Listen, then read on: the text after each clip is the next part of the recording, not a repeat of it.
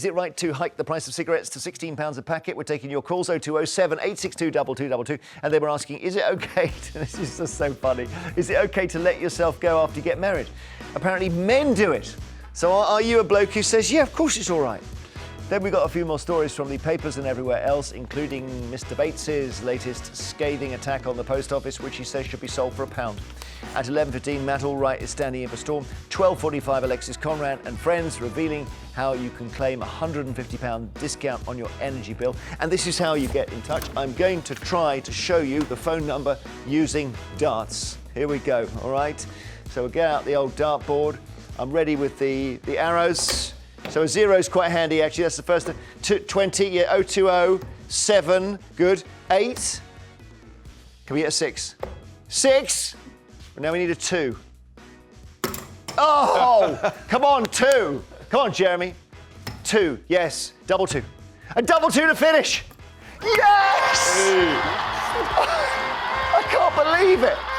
020 7862 2222. That's our number. We put this together when Luke Littler was having his moment. Do you remember that? 16p from a landline. Mobiles may be dearer. Then we got the socials, the Facebook, Insta, Threads, a couple of others for you, TikTok and X. Just type Jeremy Vine on 5 when you're online. And we also, of course, have a YouTube channel as well. So if you go on YouTube and you type Jeremy Vine on 5, you'll find our greatest hits there. OK, is it right to really brutally raise the price of cigarettes?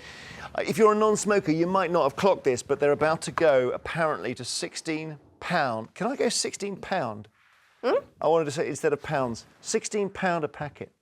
It's been reported the Chancellor may be doing just that at next week's budget. Jeremy Hunt is considering increasing tobacco duty and some. The UK is already one of the most expensive places to buy a packet of fags, with the average cost of 20 cigarettes around £14.39.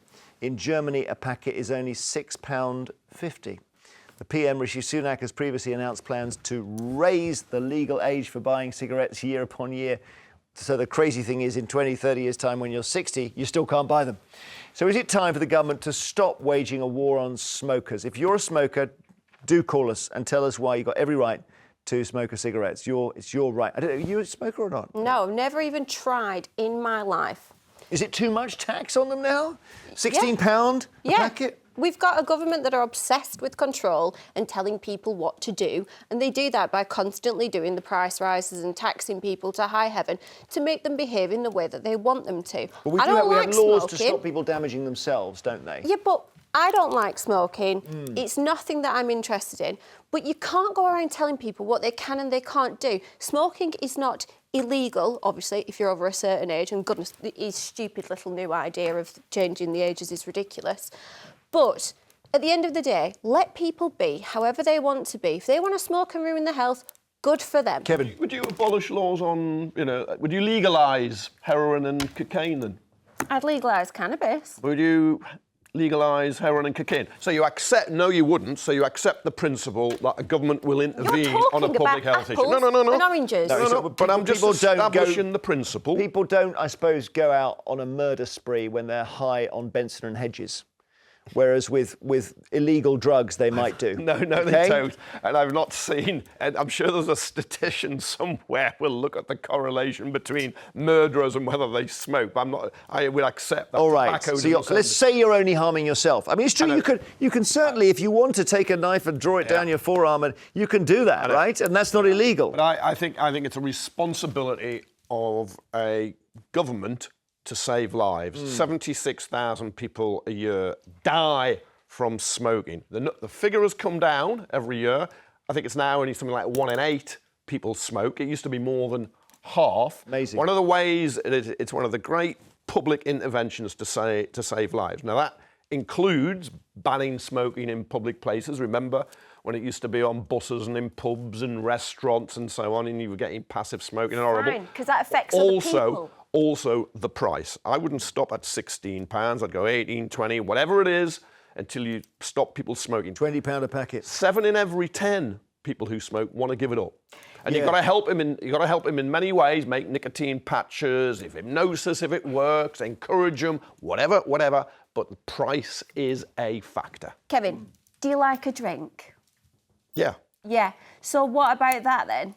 Because that kills people too. Drink does not kill 76,000 Well, I'm sorry. Alcohol is... I'll just come back on your apple and pears argument, right? But you're quite right. We have laws around drinking. But he's also not in favour of banning. When you're drunk. He's not in favour of banning Black Forest Gatto, and that's not very good for you. So you can't ban. Yeah, sugar's a problem, but right. I'm accepting. You are challenging the principle of saying the 50 government quid for a bottle of wine. can tell you what to do. How do you feel about that? 50 quid for a bottle of wine. Yeah, just there is an argument. There is an argument that says if you make it that expensive to smoke, you should make it that expensive to drink. And I think alcohol probably does kill more people. Well, I'd back what they do in Scotland with minimum pricing on alcohol. All right, let's go to Lucy in Essex. Are you a smoker, Lucy? Sorry to ask. Yes, I am, yep. And this £16 a packet, my goodness. It's outrageous. I mean, I've smoked since it was socially acceptable and you were weird if you didn't smoke. Yeah. And now I've got the addiction, I'm stuck, and so I'll just buy black market cigarettes for £5. And I suspect in the long run, it will actually cost the NHS a whole lot more because the rich people can get to smoke safe cigarettes and the poor people will have to buy black market, and that's what we're doing. I was saying in the office that I was assuming that it'll just go to smuggled cigarettes if they put it up too high, and everyone said, oh, no. But I think you're right. They're quite available, aren't they? I haven't bought a normal packet of cigarettes for years. Really? So who... No. Who sells them down? It's not your local MP or anything, is it? Who sells the black market cigarettes in your area? Don't give me the name. I'm not going to divulge. But is it like down the pub obviously. I don't want to lose my source. No, but where? But what's it? They come up to you in a park? Do they sell them in the pub? What is it? I'm just going to leave it there, but it's very, very available for everyone. And I don't know anyone who buys a packet of cigarettes in a shop. Well, you know, there you make the economic argument. Once you overtax something, people find a way. Thank you, Lucy. How's your health, Lucy, by the way? Well, it's fine at the moment, but I've been smoking unsafe cigarettes for a long time, so who knows where it's going to go. Maybe the knock-on effect of that hasn't hit the country yet. But can I just say, with regards to the drugs conversation that was just going on, people who take illegal drugs get help and free drugs. So where's the sense in this? That's never been legal, yet cigarette was legal, and you've put that addiction on people and normalised it, and now we're penalised for that. Well, yeah, you're part of, I guess, an unlucky generation where we probably didn't understand the full health deficits of it. Thank you, Lucy. And I am, yeah. You take care. Okay. Thank you. Loads of calls. I'm just going to whip through some calls. That's not the wrong word. Linda in Kent, hi. Good morning. I couldn't believe it when you said about the price of cigarettes earlier. I couldn't believe it either. £16 a packet. I mean, I used to smoke. 34 years ago, I gave up the beginning of this month. So that shows how addicted I was because I know exactly when it was I gave up. Wow. But I smoked 60 a day at least, and I still would.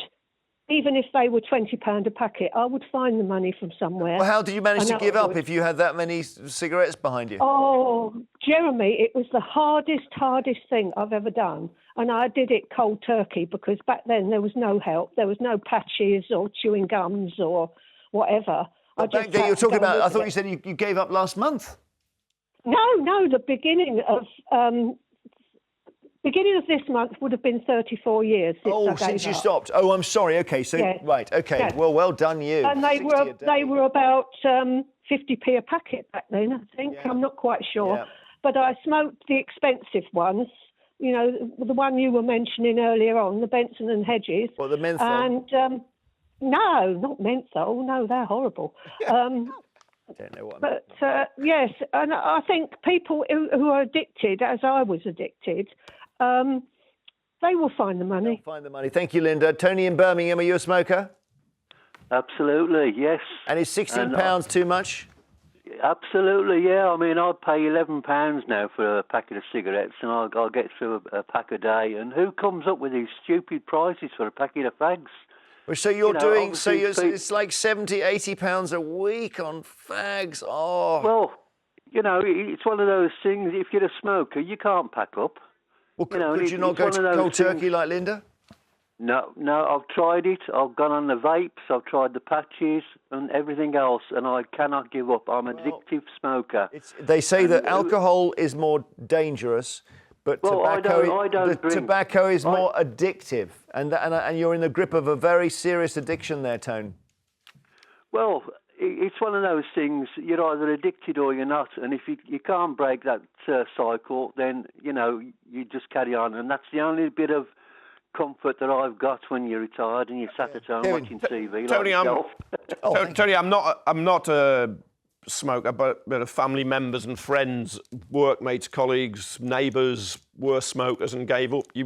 I'm not saying it's easy, but the NHS is out there, groups are out there to help you and wean you off it, because you're killing yourself as well as making yourself poor.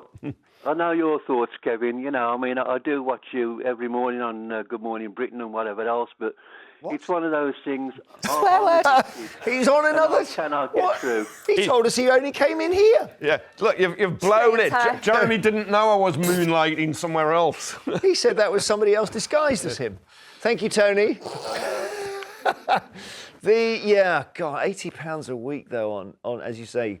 But then one of the first calls I ever had on Radio 2, 2003, was a woman of 96 who said she smoked 40 Woodbines a day and it never done her any harm. So there's always someone who's going to get away with it. Roy in Warwickshire, hi. Hello, Jeremy. So are you a smoker, Roy? I was a smoker. I stopped about 15 years ago. Oh, right. I'd like to just say, I think they ought to try and put up cigarettes so people can't afford them. I used to, I don't smoke anymore. I'm now on oxygen every day because of the effects of smoking. It's my own fault. I'm not blaming anybody apart from myself. But I'm on oxygen all day now for the lungs, which was destroyed by smoking. And have you got, so how many did you smoke a day, Roy? Between 60 and 80. That'll do it. Yeah, that'll do it. And you've got to carry around an oxygen tank with you, have you? It's not a tank. I have an oxygen converter, so it's a small package. I can't tell you how much the National Health were great to me and still are. Yeah. They look after him very well. But people don't realise they say they're addicted, and people think it's a joy to have cigarettes. It's not a joy to have a cigarette. They are destructive. They ruin your lungs. Please, please stop buying cigarettes. There are patches available. There are help you can get. The guy is right by saying that. Please, please stop. It's a dreadful, dreadful habit. Thank you, Roy. Awful. Thank you so much. There was a case where a guy was in an oxygen tent in a hospital, and it's very inflammable, and he was clearly told, clearly, don't have a match anywhere near this. He was so addicted, he lit a cigarette and blew himself up. Oh, God. And his family then sued the hospital that he wasn't given proper information. So that's a warning. When I was a young reporter in Plymouth, went to see people who'd had amputations because of smoking, destroying the circulation, and they were still smoking because it is a very powerful addiction. It's so addictive. I wish Roy all the best. I do too. He's so and that's a great message to end with. I hate to get all sort of health conscious, but it is important we know that they're very, very dangerous. You've never smoked? No, never tried it, never smoked. I think it was because I was locked in the back of the car with two parents smoking in the front on long car journeys that I thought in my youth, never, ever do I ever want to try this. It's horrific. I bought a packet of 10 cigarettes when I was a teenager, and I smoked them on a school theatre trip.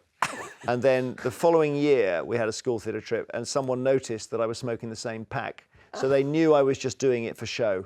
Yeah. And I was completely, literally smoked out. So I never then took it up. And I'm scared of being addicted to stuff, actually. Yeah. Anyway, sorry.